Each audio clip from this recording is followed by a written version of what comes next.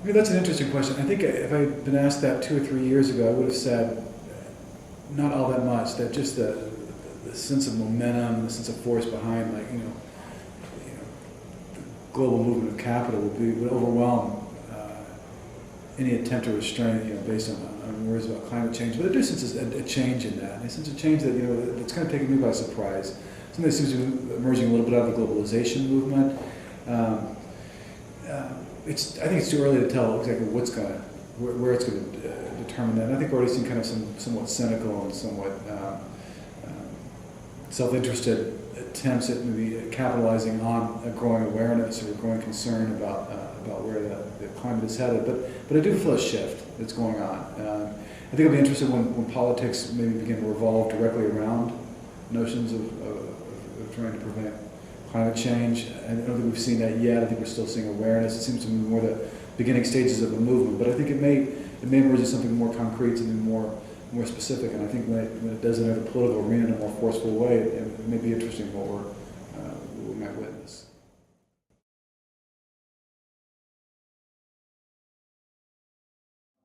I should probably speak from my own experience, I guess, as a reporter in the Middle East where I work. And I think what we often deal with is that notions of gender equality are often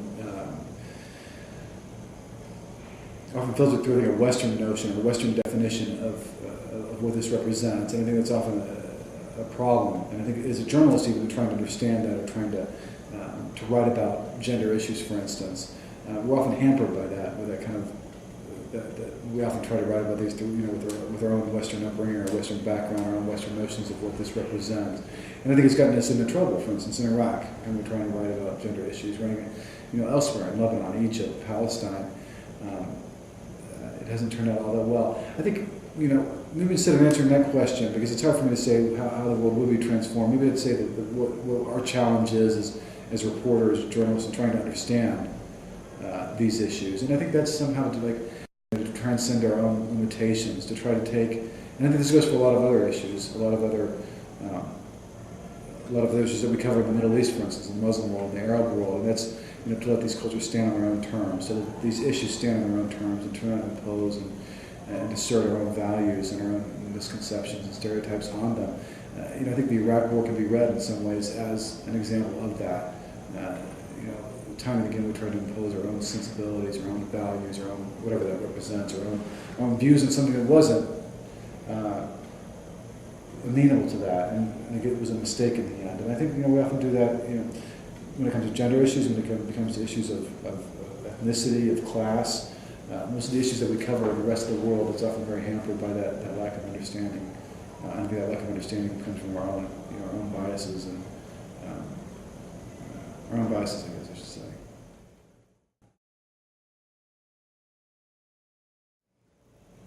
That's a great question. I guess my easiest answer is I don't know, but I'll tell you one example or a story that I've worked on that I found really interesting, because I think it is in some ways the future of capitalism, or perhaps the future, or what happens after capitalism in some ways, and that's Dubai. And I think when I go to Dubai, a city in the United Arab Emirates, it's probably the economic capital, although the political capital is in Abu Dhabi. But Dubai's always struck me as, in some ways it's a cliche, but I think in some ways it's also an accurate way to describe what's happening in that city. And it's the first globalized city. When I report there, when I work there and try to do stories on what's happening in Dubai, I realize that this is in some ways, capitalism gone to its logical conclusion. And what we're dealing with is in some ways is a sphere of activity, is a realm of activity in which there are no politics. There's almost utter disenfranchisement. The restrictions on the flow of capital have almost been completely removed, and we're dealing with a society that is in some ways nameless and faceless, that has lost its identity beyond the service of that capital. I think that's fascinating. I think it's something I think in the way it is a window on the future, albeit a dystopic future. But even in that sense, and this is something that struck me, I tried to do a story on it, and the story didn't turn out as well as I wanted it to. But even that sense of the fullest maturation of a globalized city, there still is almost like a human instinct to create politics, to organize around some issues that, that we would define as political. I mean, what we're seeing in Dubai, I think even in this kind of like, this rampant sense of this rampant capitalist environment, we're still seeing organizing going around workers' rights, around labor issues, and sometimes very striking organizing. It's happening in the face of a lot of repression and very authoritarian reaction. So I think that's very interesting. We are seeing those kind of issues. We're seeing issues of some gender issues that are coming out, anti-trafficking that some NGOs are trying to tackle, and we're also seeing issues of identity. And I think this idea of a nameless and faceless society in which identity again becomes an issue, I think is very interesting and very relevant. I think Dubai, in a couple of instances, that's why I find it so interesting. It is in some ways the most globalized city. It's also a way to understand what shape politics might take in a globalized environment like that. That's another good question. Again, I'll speak from the Middle East just because it's what I cover and what I know best. And I think the most underreported story, there's kind of an irony in all this. I would say the most underreported story is the notions of identity. But I also think it's the most overreported story in some ways. And I think that's perhaps the irony in trying to understand what identity represents in the Middle East. I think these words like Sunni, Shiite, Kurd, for instance, are thrown out almost in every story. They're thrown out 10, 15 times in a story. But do we really understand what they represent? And I don't think we do. And I think what we're starting to see with this issue of identity, I think what's being underreported is how big of a change this represents in the Middle East over a generation. That politics that once used to revolve around a secular axis, for instance, a communist party that might have been able to have support that would have easily crossed ethnic or sectarian lines. This kind of secular notion of politics no longer exists. And what we've seen over the past 5 years, in part due to Iraq, in part due to U.S. policy, in part due to the machinations of leaders themselves in the Middle East, is a hardening, remarkable hardening of sectarian and ethnic identity, to the point where I think a lot of countries, Iraq, for instance, Lebanon, elsewhere, that sectarian and ethnic issues are the sole axis around which politics revolve today. That's a very big statement to make, and I think it's in some ways a very sad statement to make, because I think this reconfiguration of notions of identity has changed, has fundamentally changed politics in the region, and not for the good. I think in some ways very much for the bad.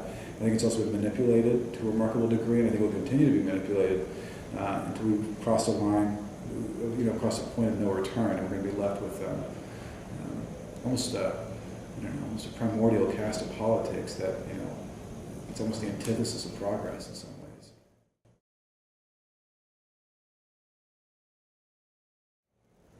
Well, we sure haven't seen a graceful decline at this point, and it's hard to see one as well. I think when we look at an imperial United States, if you're going to define the United States as imperial, if you're going to say where is the United States imperial right now, it would be in the Middle East, it would be in the Arab world, where you have a very deep and lasting infrastructure of American military power that stretches from the Mediterranean to the Persian Gulf. Iraq is our deepest involvement, as quote unquote an imperial power, and it's been I think one of the most difficult episodes in American history. I don't think we're going to see a graceful decline in American power. I think it's going to get uglier. I think it's going to get more bitter. I think it's going to get more violent. And I think our involvement is going to get deeper in the Middle East as well. I think this is all going to come together. I think what we're looking ahead in the next 10, 15 years over the next generation is very painful, very chaotic denouement to American power there. I wish there was a prescription to make it graceful, but I just don't see how that's going to be the case. It makes me sad to say that.